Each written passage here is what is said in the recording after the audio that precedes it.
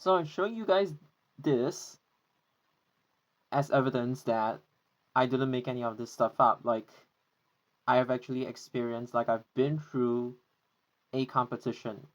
Not an official one, but it's held every year, but it's not official. But still, it's good that you are able to, like, back up the stuff that you talk about in your own personal space or wherever you want to. Whatever.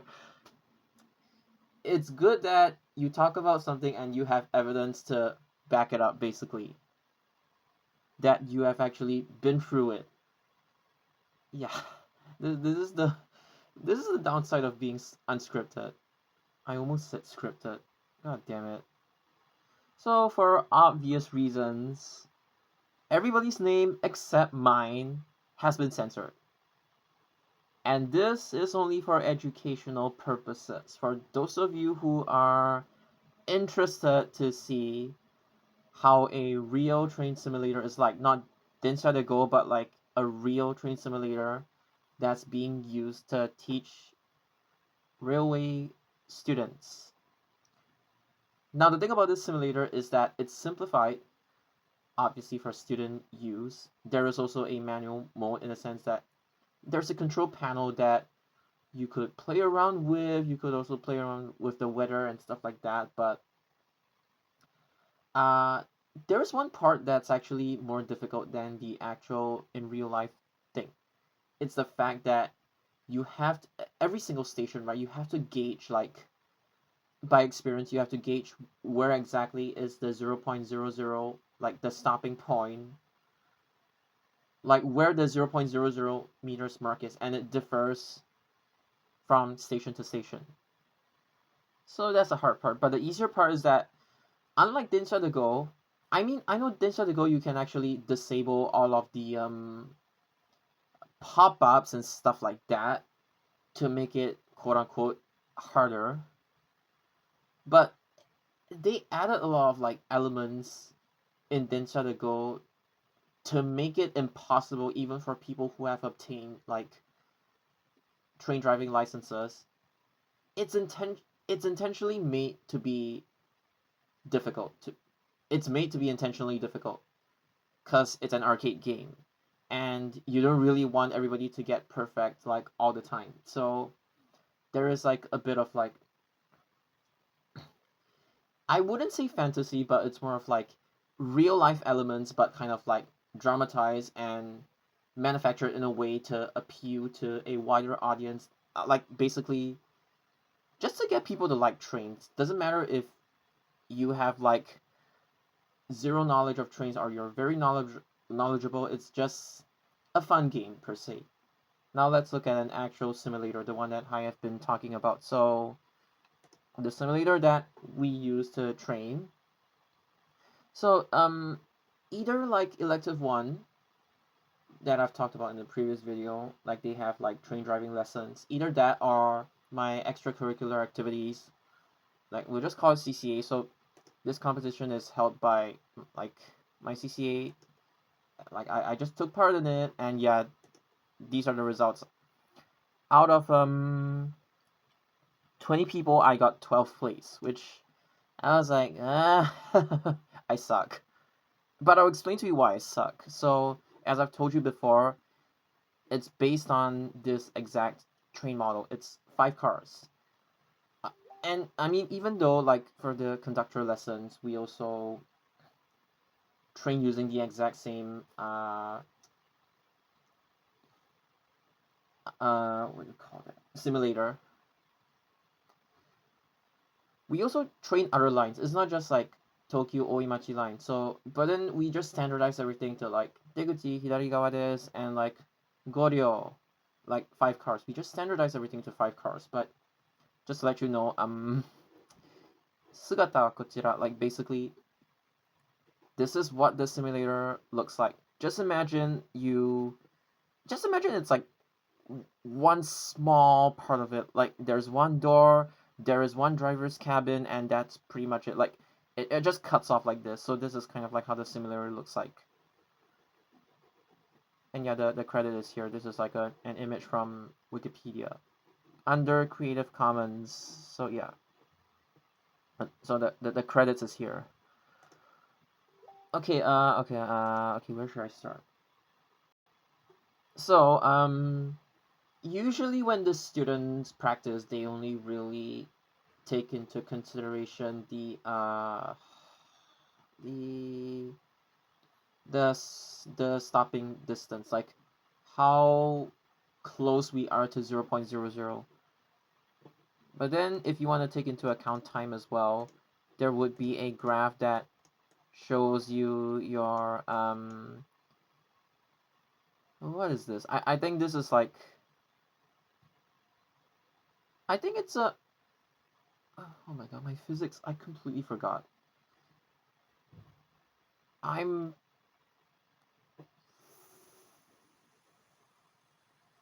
this one's supposed to be velocity.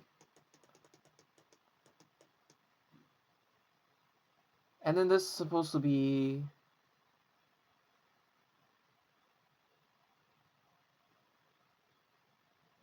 uh, is it distance or time? I completely forgot. Or is it an acceleration time graph?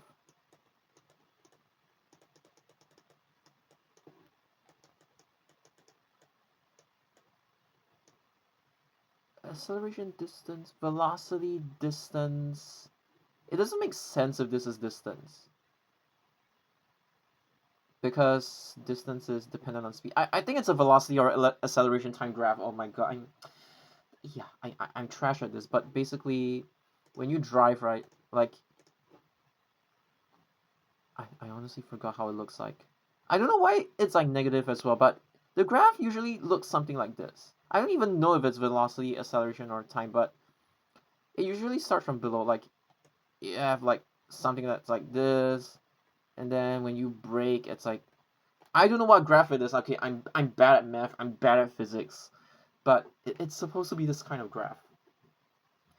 And you don't really want to be driving like a donkey, in the sense that you don't really want your train to be like you don't really want it to be like this. You just brake, accelerate, brake, accelerate, brake, accelerate. You don't want to drive like this. So it's better if your curve is like this. Okay, usually they map it out in black, and then if we overspeed or something, like let's say this portion is overspeeding, right? We would actually deduct points like -5, -10, -15, etc. for overspeeding, which is in this column over here. So this is being marked as a Ginten, which is basically a, you deduct points for not adhering to the speed limit, like with respect to how many seconds you did not adhere to the speed limit. So this could be like 5, this could be like 10, and then if you're bad, then it's like 15, 20, etc. There is actually a formula of how you calculate the points for both time and how close you are to 0, like stopping distance. So it's like one attempt, it's 200 points, and then our total was 400. So time is, we get 100 points maximum for time and 100 points maximum for distance, which means how close we are to 0.00. And then this is a total. We have 2 attempts, and then the total is upon 400. So our chairman won, basically, even though he got deducted 10 points, but it didn't really matter. The between him and second place, there's like actually a considerable gap, such that even if you deduct 10 points, it really doesn't matter. So I guess I guess he knew his priorities. So yeah, when he knew he was gonna over exceed, he was like, I'll just take it anyway.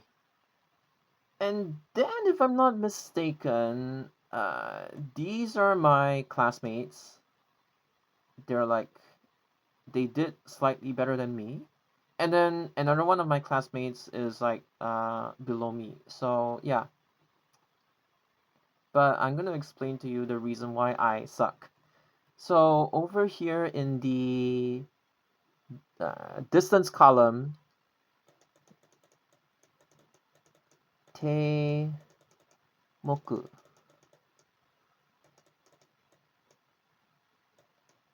gosa, te moku, gosa.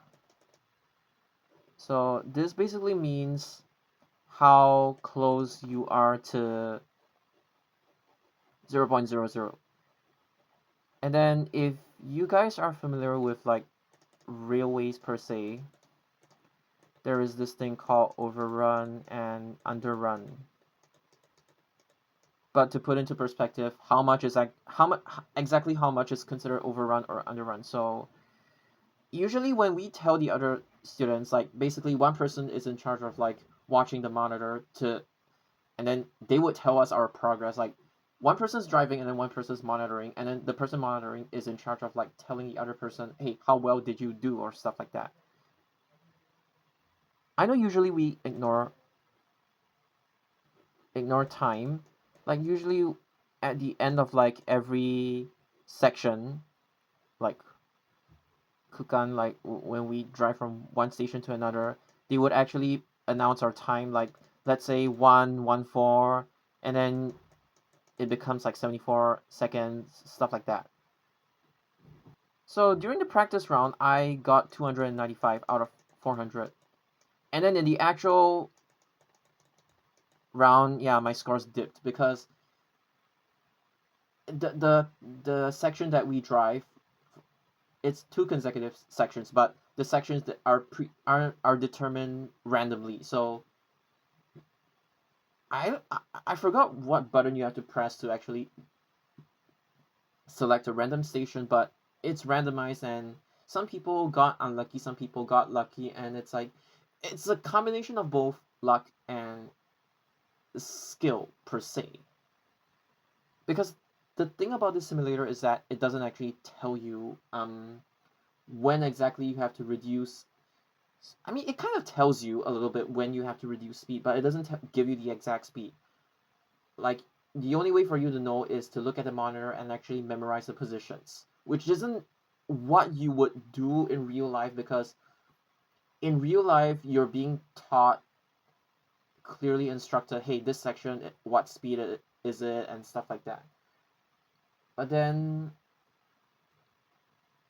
yeah, so that's the difficulty of like this simulator in general. So you only have a rough idea when you should start slowing down, or maybe speeding up, but usually slowing down, and you don't really know how much you need to slow down.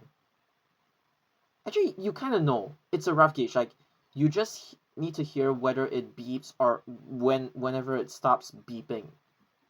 And the thing is, like, you could have a speed limit that changes from like 60 to 55 to 35, and then you could just be like, I'm just gonna go 35 all the way. But if you do that, you would actually arrive late. You would actually eat up a lot of time. So that's not good. You actually need to be like really accurate, just like in real life as well. But yeah. So usually they don't really take into account time during the practice sessions, but since this is a competition, they actually, it's only when you're being graded, like, or if you're participating in a competition, then you would actually take note of the time. But usually the students would usually just care about distance. So okay, overrun and underrun in Japanese, right? I mean, not really in real life, but the terms that we use for this, it's more of like, yeah, we could say Sugi. I know you're supposed to write this before this, but I don't care. The reason why I write it like this is because at least it's like really awkward if I have to write it like this, okay? It's like this is kind of the frame. I prefer to draw the frame first, even though I look stupid doing this, but whatever. You could say this, but usually what we would call out to like the monitoring person would call out to the driving person, what we would say is, or announce is, over for overrun, and underrun we would say temae. So we would say something like 1.35 手前 1.67 over, or something like 0.53 手前 over, stuff like this. De just means 0.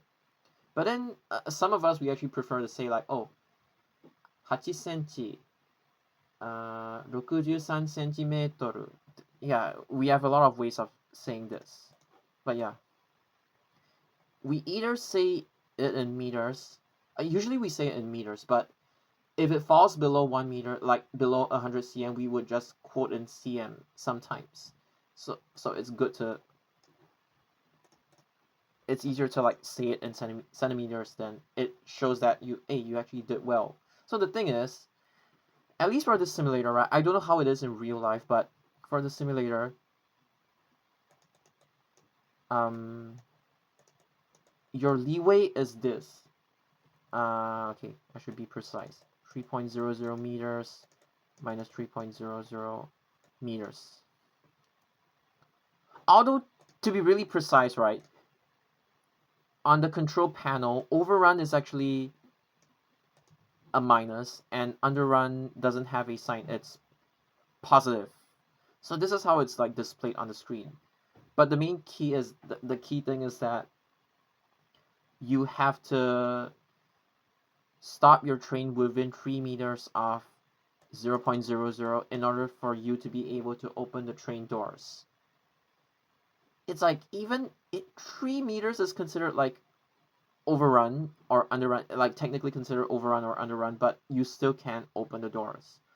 It's just that what we are being told to aim for is actually, to become a good driver, is actually to keep it within -1 and +1. I mean, technically minus is, overrun is being detected as minus.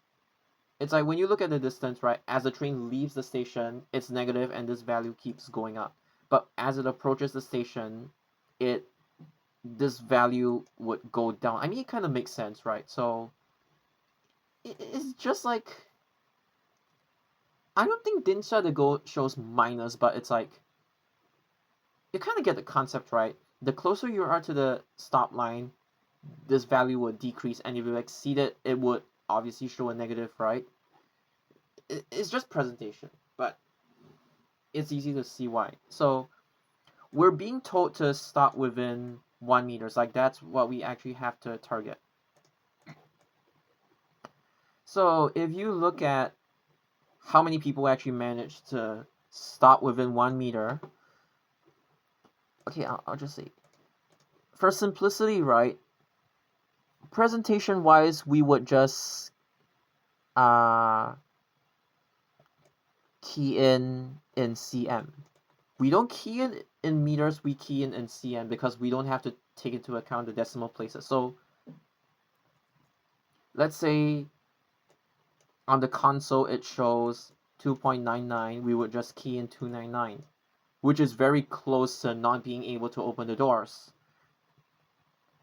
If we overrun, we would key it as 1544, and once you fall outside the 3 meter range, you would get 0 points automatically. So that's just how it's calculated. But during the calculation, right, we don't really care if it's overrun or underrun. It doesn't matter. We just take the absolute value, absolute, this notation in math, right? So the absolute of 1 is 1, the absolute of -1 is 1 as well. We just take the absolute value. We just take the value. We don't care about like the sign, the direction, or stuff like that. So we key it in here. So now let's look at how many people actually managed to stop the train within 1 meter for both attempts. So it's basically any value that's below 100. Okay, to be fair, 100 or below. So we have 1, 2, 3, 4, 5, 6, 7, and then for the second attempt, 1, 2, 3, 4, 5, 6, 7, 8. So yeah.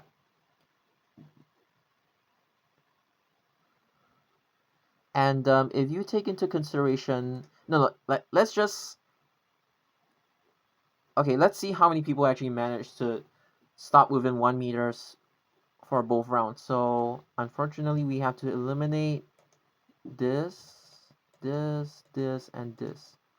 So including myself and it's 4 people, myself including 3 other people, we managed to stop the train. Sorry, I'm stupid. I said equals to 100, right? Okay, 5 people. So myself and 4 other people, which means 5 people total. For both rounds, we were able to stop within 1 meter. So then you might be asking, why is my score so low? It's because I drive like a grandma. And that's not good. Like, I was late by 15 seconds, and I was late by 11 seconds. This might not seem a lot to you, but in real life, especially for a busy line, where the dia is very complicated, yeah, 15 and 11 is not absolutely terrible, but it's not good either. And I did check my values against other people, and yes, I'm the only one that drove like a grandma. I mean, there are also, like, I'm the one that consistently drives like a grandma. Cause you know why? I just don't want to like exceed the speed limit. I just don't really wanna, you know, because I think being late is still better than exceeding the speed limit. And you can see over here that this one is like, what is this? This one is Ginten. Okay, so this is the marks, and I mean the total between sorry, the total of the total when you add up the distance and time, you get your score. So there's a formula to help you calculate the score. It's already Excel does it for you. Microsoft Excel does it for you. And then this is the penalty for how many times you oversped. And yeah, this is our final score. So I didn't overspeed. I had decimal places, so it got rounded up to 231. And me and 3 other people tied 12th place. We shared 231. Then my classmate got 266 and 283. So yeah, I think one of my classmates, when he was starting out, he oversped a lot, and then the other one overshot a lot. And then for me, I just like, how do I say? It's like I fiddled with the uh you know this thing, right? Like the thing the lever, you pull and push the lever.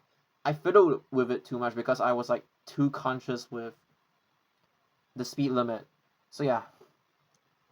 So like 1, 2, 3, 4, 5, 6, 7, 8. Like 8 people got their scores deducted because you know they oversped. So yeah, that's pretty much it.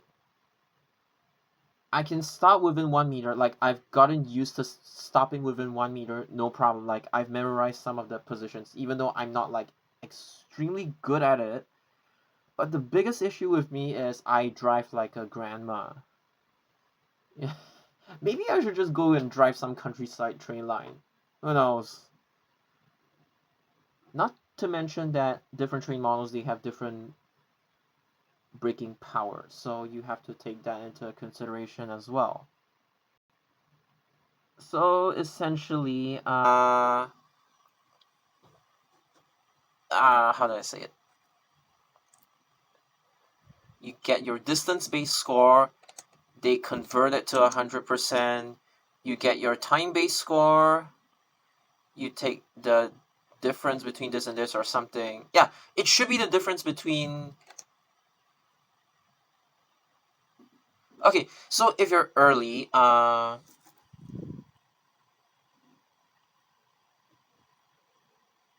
oh,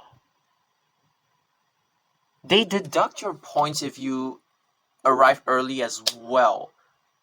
But in real life, if you arrive early, I don't think that matters too much, right? As long as like your train makes it to the platform safely, I don't think you would actually be penalized if you arrive early. But apparently, in the simulator, right, even if you're early, you also get penalized as well for some reason. So yeah, they actually take the absolute difference between they take the absolute difference and then they convert it to 100% as well. And then from there on, okay, so like this is one round. Sorry, this is one round. Oh my god, this is one round, and then this is another round as well. So yeah, upon 100, and then you add them up, it's 200. So 200 for 2 rounds you get upon 400. So the highest is 362 upon 400, followed by 342, 326, 301, 297, 283, 283, 279, 266, 234, 231, 231, 231, 227, 194, 185, 150, 108, and 66. So yeah. Sorry, I wasn't... Yeah, I was showing this column. And the top 3 people got prizes. And then, fun fact, after all of us did the competition, our CCA teacher in charge also entered the competition, but he's actually quite good at it. But the thing is, the first round he misjudged and oversped. So for distance wise, he got 0 points. I mean, time wise, right? You still get points even if you overrun or underrun. But distance wise, right? The moment you overrun or underrun, it's like exceed 3 meters and it's not within 3 meters, you get 0 points immediately. So it's like the moment you stop at the station, that would be the value that's being taken, not the value after you adjust yourself for the competition. Yes, you can adjust yourself. You could pull the lever, like basically you set it to emergency brake and then you pull it. Is it drive or reverse? Yeah, you could do that and then ensure that your train makes it to within 3 meters. Yeah, but the value that we would take into account is the very first instance where you stop at the train station. And from that point, we would determine if it's an overrun or underrun. Not after you fixed it, obviously. I mean, based on the competition. So the first round, he overran. The second round, he actually stopped within 1 centimeter, which is insane. I have seen somebody playing Dinsa de Go that stopped within like 0.00 or 0.0. I forgot how many zeros there are, but yeah. The people who did the best, it's 6 centimeters, 8 centimeters, and there's also another one. Where is it? 13 centimeters. So, さすがね, like, the chairperson actually managed to get 6. My personal record is 6. My classmate's personal record is 4. So yeah. And I got 6 centimeters at one of the toughest station. It's not tough when you memorize like the position to stop at, but I will explain. I think it's Kuhon, because at Kuhon, right, the first train door wouldn't open because the platform is like, there's a limited length. Like, express trains don't stop there, but even for local trains like 5 cars, right, it can only fit 4 cars. And then the first car, the doors don't open.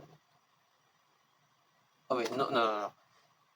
It can fit slightly less than 5 cars, which means that the front train's doors don't. Whatever. I forgot. But basically, at one of the stations, you don't stop over here. You actually stop in front at the extension, and the doors in front at the front car don't open.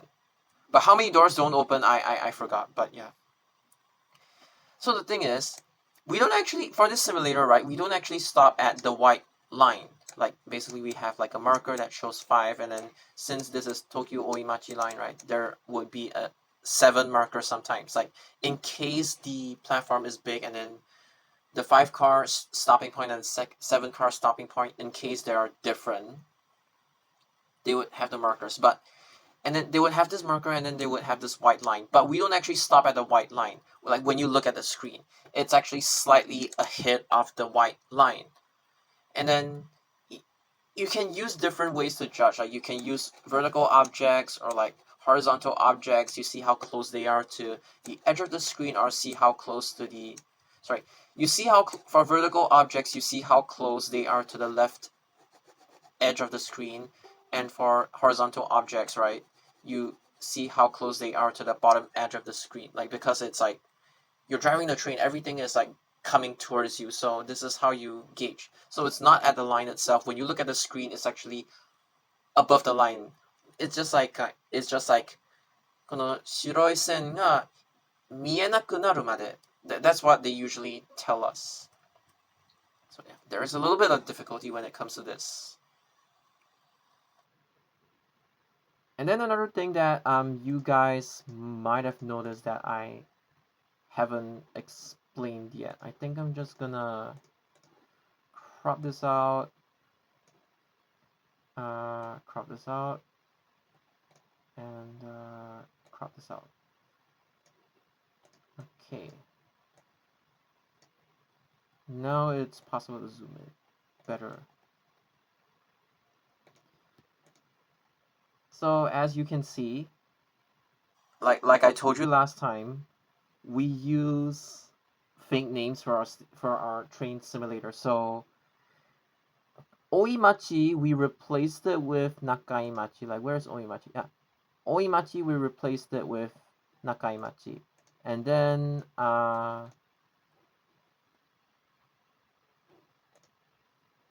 this one we replaced, I think it's like Shimo, Jinmei, or Shinmei. We replaced the character for Mei or Akira with Hayashi, which we replaced it with a forest. Togoshi Koen, we replaced it with Togoshi. I thought it was Togoshi Ginza, but apparently Togoshi Koen, we replaced it with Togoshi Teien, which one means, both of them mean garden, but one kind of has like the community park kind of meaning to it, and then Teien is more of like a more traditional, sophisticated Japanese garden kind of thing. How else do we replace it with? Nakanobu. We replaced it with, like, we replaced Naka with Kami, so Ue. So it's like, instead of Nakanobu, we replaced it with Kaminobu instead. Like, yeah, this one. Ebaramachi, we replaced it with Ebaradai. Hatano Dai, we replaced it with Hatano Machi. Kita Senzoku, we replaced it with Minami Senzoku. We changed the orientation, the direction of it. Oh, Okayama, we basically deleted the big, so it's not big Okayama, it's just Okayama. Not to be confused with the actual Okayama station. Midorigaoka, we replaced it with Midoriga-fuchi. Jiyugaoka, oh my god, this one is a running joke. We replaced Jiyugaoka with Jiyu no Mori, which it's creative. And then there's Kuhon as well. Kuhon, and then what is this?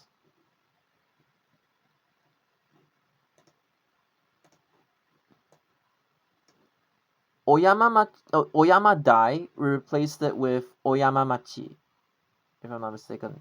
Yeah, Oyama Machi. Todoroki is like this, but we use the other character in itself, the first character in itself that means Todoroki. Like, this is Todoroki.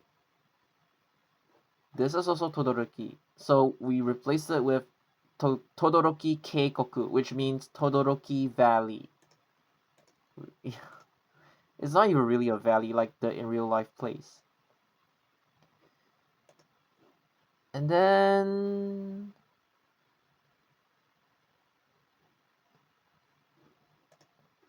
this one we replaced Ue with Yamano. Is this Kaminoke? And then this one is like Yamanoke. And okay, this one is another running joke. Instead of Futako Tamagawa, they say Miko Tamagawa. Okay, but the thing about our simulator is that it's up till here. This part to this part is actually the hardest section because, like, our simulator only does one direction from what station it is? From Oimachi to Futako Tamagawa. We don't do the other direction actually. Actually, I'm not even sure if we could configure the other direction, but we always do Oimachi to Futako Tamagawa. And from here to here, right, there is this really steep upward incline and it curves as well. And then the speed limit goes from like 60 to 55 to like, I forgot if it was 45 or 35, but this is one of the hardest sections. And it is very, very, very easy to arrive late. I mean, then again, the terminal stations, right, especially if it's like an end, there's a reason why trains just don't, they don't approach fast and then emergency brake. They don't do that. They just inch forward very slowly because it's a dead end and they have to inch forward very slowly. So this is kind of like the same concept. Like the reason why trains at terminal stations, they don't, how do you say, at terminal stations, right, they aren't really known to speed into the platform. I know there are differences, but you usually approach the terminal station slower. There is an official reason for this, but a safety reason for this, but I completely forgot what it is and how to explain it. But yeah, we actually ended at, so we have 15 stations as well, but we ended at Futako Tamagawa. We don't have our simulator doesn't have this, it doesn't have this, it doesn't have this, and obviously it doesn't have the crew service either. It's up till here. So these are the real names, and these are the bootleg names. Yeah, so that's pretty much it. Overall, really fun. I love my extracurricular activity because I get to actually play with a simulator. Either this or Densha to Go, but I prefer this one because Densha to Go is like you get distracted too easily. It's just too much going on, and then this is like way more simplified and like it's like in line with reality as well. I know it's simplified, but it's still in line with reality more than Densha to Go. Not that there's anything wrong with Densha to Go, like I've mentioned, but I prefer like actually practicing something that's realistic. And Densha to Go is something more of like for us to have fun and distress, whereas we actually practice a simulator. I know in the driving lessons they actually, for elective one, they actually play with both. I think it's more of like they would call people one by one onto like the actual simulator, and then the people who are waiting in line would play the Densada Go to like de-stress, relax, and stuff like that. So that's how it goes. It was really fun, but I suck and I need more practice. I need to stop driving like a grandma. And I also need to be more like confident. I need to stop like brake, accelerate, brake, accelerate. I need to stop doing this. I know there's a speed limit, but like I'm only doing this because I don't want to get penalized based on this simulator. In real life, it's gonna be different. You can overspeed a little bit, but as long as you correct the mistake as soon as possible, I don't think you would really get marked down for it. I mean, I know that the engineers could check, but still, as long as you rectify your mistakes, you should be good. But I'm like, I don't want to make any mistakes, so I was like, I rather be late. Not saying that being late is good, but I rather be late than overspeed. But then it results in me driving like a grandma. So, yeah. I think I've covered like everything that I want to cover. So bye. Bye. Whatever. Bye.